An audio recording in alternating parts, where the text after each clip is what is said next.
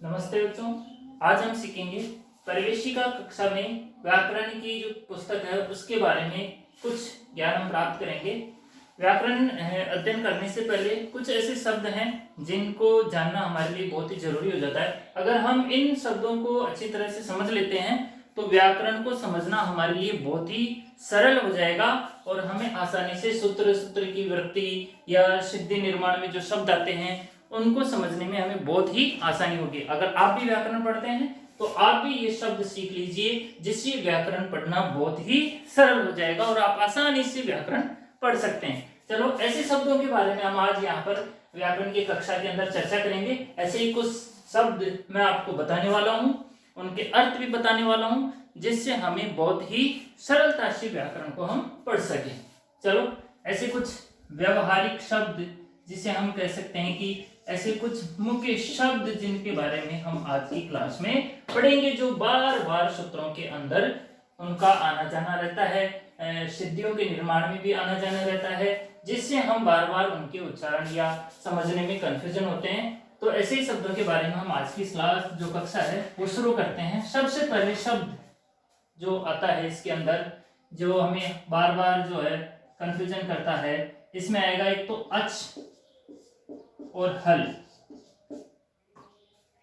पूरी व्याकरण इन दो शब्दों पे टिकी हुई है, अच और हल। इन शब्दों को हमें समझना बहुत ही जरूरी है। कहने को तो वैसे ही एक दो प्रत्यार हैं, अच और हल, लेकिन अच में होता क्या है, हल में होता क्या है, एक छोटी सी जानकारी हम इसके तहत लेंगे। अच एक प्रत्यार है जिसमें ए, ई, उ, री, ली, ए, ओ, आई और औ, ये स्वर आते हैं। ए, ई, उ, री, ए, ओ, आई, औ। अच के अंदर इन स्वरों का समावेश होता है और अच जिसे हम कहते हैं स्वर। अच का मतलब क्या होता है? स्वर। ऐसे ही चलते हैं हल के अंदर सारे व्यंजनों का समावेश होता है, कैसे लेकर के य, र, ल, व, श, ह तक के जितने भी व्यंजन हैं उन सब का समावेश हलों में होता है। इसलिए हल का मतलब होता है व्यंजन। हल का मतलब व्यंजन और अच का मतलब स्वर। तो व्याकरण के अंदर जहां कहीं भी अच आए, हल आए, तो हमें समझना चाहिए कि अच का मतलब स्वर, हल का मतलब व्यंजन। और अच और हल से संबंधित कुछ ऐसे दो शब्द और आते हैं जिन्हें भी हम सीख लेते हैं, अजंत और हलंत।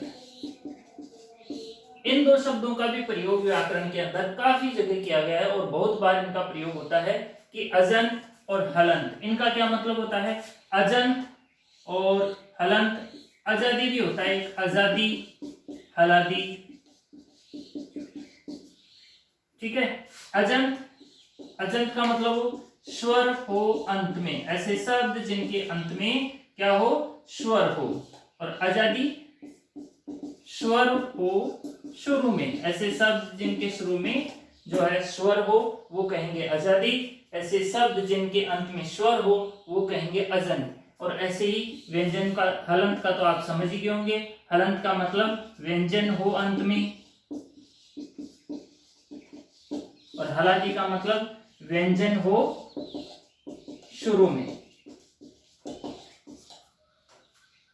अच यानी स्वर, हल यानी व्यंजन, ठीक है।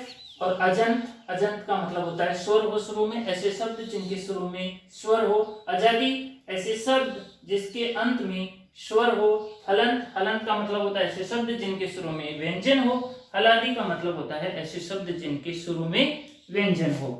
तो इस तरह से अच, हल, अजंत, आजादी, हलंत, हलादी, ऐसे शब्दों का निर्माण भी, ऐसे शब्दों का उपयोग भी व्याकरण के अंदर कई बार किया गया है, अतः इनको हमें समझना जरूरी है। अब चलते हैं दूसरी कुछ ऐसे शब्दों की तरफ, ठीक है। दूसरा शब्द है पूर्व पद। इन शब्दों का प्रयोग भी व्याकरण में कई जगह के होता है, पूर्व और पद। तो इन दोनों को भी एक बार हम समझ लेते हैं कि पूर्व का क्या मतलब होता है, पर का क्या मतलब होता है। पूर्व का मतलब होता है पहले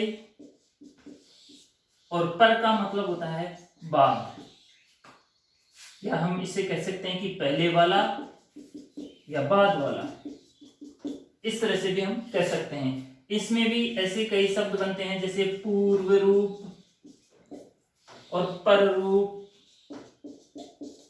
अपने व्याकरण में जो संधि निर्माण होता है उनके अंदर ऐसे शब्दों का भी निर्माण, ऐसे शब्दों का भी उपयोग कई जगह पूर्व रूप संधि होती है, पर रूप संधि होती है। तो पूर्व का मतलब पहले वाला और पर का मतलब बाद वाला। ठीक है। ऐसे ही तीसरे शब्द हैं आदेश और आगम। व्याकरण में इन शब्दों का भी बहुत ज्यादा प्रयोग होता है। अच का, हल का, अजंत का, अजादि का, हलंत का, हलादि का, पूर्व का, पर का, और आगे है आदेश और आगम। आदेश जो होता है वो शत्रुवत होता है और आगम होता है वो मित्रवत होता है। शत्रुवत, मित्रवत। आदेश को शत्रुवत इसलिए कहा जाता है क्योंकि आदेश जो होता है वो किसी, आदेश का मतलब होता है किसी के स्थान पर आना, किसी को हटाकर आना। आदेश का मतलब होता है किसी को हटाकर आना। जैसे कि अगर जैसे टा प्रत्यय है, टा को इन आदेश होगा, मतलब इस टा की जगह क्या आ जाएगा, इन। टा गायब हो जाएगा और उसकी जगह इन आ जाएगा, तो ये होता है आदेश। आगम सीखते हैं, आगम होता है मित्र, मतलब ये हटाकर, आगम जो होता है वो हटाकर नहीं आता, उन दो शब्दों के बीच में आता है, बिना हटाए आना। या हम कह सकते हैं कि ये किसी के स्थान पर नहीं आता है, ये अपना स्थान खुद बनाता है, दो शब्दों के बीच में आ जाता है, ये किसी को नुकसान नहीं पहुंचाता है, इसलिए इसको मित्रवत कहा जाता है। आदेश जो होता है ये किसी को हटाकर आता है, किसी के स्थान पर आता है, इसलिए इसे शत्रुवत कहा जाता है। जैसे तुक का आगम होता है, कई जगह नुम का आगम होता है। तो इस तरह से जो है आदेश और आगम। तो जैसे हमने पहले पढ़ा अच, अच का मतलब स्वर, एक बार और मैं आपको बता देता हूँ। हल, हल का मतलब होता है व्यंजन, और अजंत, अजादि, हलंत, हलादि, पूर्व पहले, पर बाद में, आदेश शत्रुवत, आगम मित्रवत। ऐसे ही शब्दों के लिए जो है हम इसमें जो आज, तो ऐसे ही शब्दों को हम आने वाले और कोई शब्द जो है उनको हम अभी और पढ़ेंगे। आप इसको अगर अपनी नोटबुक में उतारना चाहें तो इसका आप स्क्रीनशॉट ले सकते हैं, जिससे आप आसानी से कॉपी में उतारकर, नोटबुक में उतारकर आसानी से याद कर सकते हैं। हाँ, तो अभी हमने जो है आज के हल के बारे में पढ़ा था, और हलंत, अजंत, हलादी, अजादी, और उसके बाद में पढ़ा था हमने आदेश, आगम, पूर्व, पर, और इसी क्रम में हम अब आगे पढ़ते हैं आज आदि, मध्य और अंत। इन तीन शब्दों का प्रयोग भी व्याकरण के अंदर बहुत बार किया जाता है। इनको भी एक बार हम समझ लेते हैं। आदि, आदि का मतलब होता है शुरू में। आदि का मतलब होता है शुरू में, किसी भी शब्द के शुरू में, किसी भी शब्द के शुरू में, इसका मतलब हुआ आदि। मध्य यानी बीच में, मध्य यानी बीच में, और अंत, अंत में। अंत का तो बहुत सरल है कि अंत में, सबसे लास्ट में, आखिरी में। तो किसी भी शब्द के जैसे ये आए कि आजादी, हलादी, तो इसका मतलब हुआ, आजादी का मतलब हुआ कि ऐसा शब्द जिसके शुरू में कोई स्वर हो। हलादी का मतलब हुआ कि ऐसा शब्द जिसके शुरू में कोई व्यंजन हो। और ऐसे ही हलन और अजन, ऐसा शब्द जिसके अंत में कोई स्वर हो, ऐसा शब्द जिसके अंत में कोई व्यंजन हो। तो आदि, मध्य और अंत, इन तीनों शब्दों का प्रयोग भी कई बार किया जाता है। एक शब्द का अक्सर जो है वो प्रयोग होता है च का। च का प्रयोग भी कई बार होता है। वैसे तो च का जो अर्थ होता है वो होता है और, जैसे राम कृष्ण च, राम और कृष्ण। लेकिन व्याकरण के अंदर च का अन्य अर्थ भी होता है। कई जगह हम सूत्रों में पढ़ते हैं, जैसे हमारे सूत्र आता है सबसे पहले कि कृत तद्धित समासशास्त्र, कृत तद्धित समासशास्त्र। ये यहाँ पर जो च आया इसका क्या अर्थ होता है इस च के बारे में, और इसमें ही नहीं आगे कई सूत्रों के अंदर, सूत्रों की वृत्तियों के अंदर भी ये अक्सर हमें देखने को मिल जाएगा। इसलिए इसका अर्थ भी हमें जानना बहुत जरूरी होता है कि च का मतलब क्या होता है। च का एक अर्थ तो होता है और वो एक सामान्य लैंग्वेज है, उसके अंदर और अर्थ होता है। व्याकरण के अंदर जो च का अर्थ होता है वो होता है अनुवृत्ति। च का अर्थ क्या होता है? अनुवर्ती। अनुवर्ती का मतलब होता है कि इस सूत्र में, जिस सूत्र में च आता है उस सूत्र के अंदर पीछे वाले किसी सूत्र की अनुवृत्ति आई है, मतलब किसी पीछे वाले सूत्र का ही ये अनुकरण करता है। कि जैसे ये कर्तव्य समासास से इसके अंदर जो च आया वो अर्थवद धातुर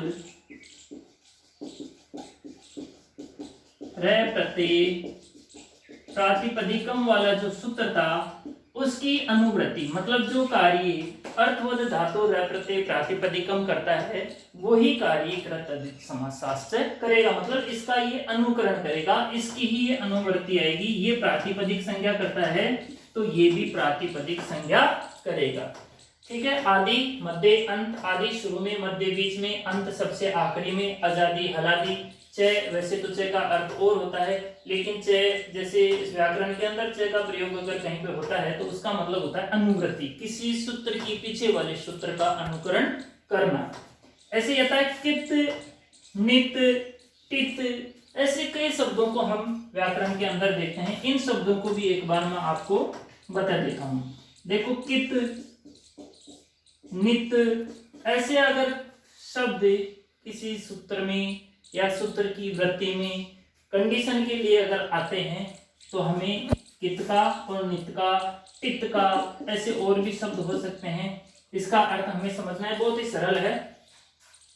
कित का मतलब होता है कि ऐसा शब्द जिसमें क की इत संज्ञा हुई हो, क की इत संज्ञा हुई हो, मतलब इत संज्ञा होकर के उसका लोप हो चुका है तो वहां पर उसे कित कहते हैं। उसे क्या कहते हैं? कित कहते हैं। जैसे त प्रत्यय है, जो प्रत्यय है यहाँ पर जो है लसक व तद्धित से क की इत संज्ञा हो जाएगी और सिर्फ त शेष रहेगा, तो इस वर्ण को हम कहेंगे कित। इस वर्ण को हम क्या कहेंगे? कित। मतलब कित का मतलब हुआ क की इत संज्ञा होने वाला वर्ण। ऐसे नित, न की इत संज्ञा होने वाला वर्ण। जहां पर न की इत संज्ञा हुई हो उसे हम नित कहेंगे। ऐसे टित, जिसमें ट की इत संज्ञा हो गई हो। तो ऐसे ही आज की क्लास में हमने ऐसे कुछ शब्दों के बारे में पढ़ा था, जिसे आगे हम जब आगे की क्लास के अंदर, जब प्रवेशिका के अंदर अर्थवद धातु प्रत्यय प्रातिपदिकम कृतधिक समासशास्त्र ऐसे शब्द, ऐसे सूत्र पढ़ें तो हमें इनको समझने में आसानी हो। ठीक है, आज की क्लास में हमने पढ़ा था, सबसे पहले पढ़ा था अच, हल, इसके अंदर जो है कि आजादी, अजंत, ऐसे ही हलादी,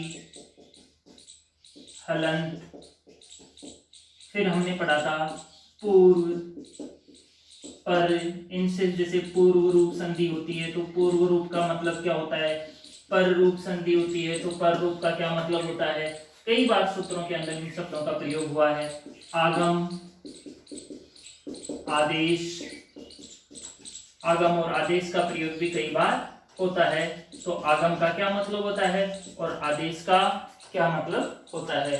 फिर हमने पढ़ा आदि, मध्य और अंत।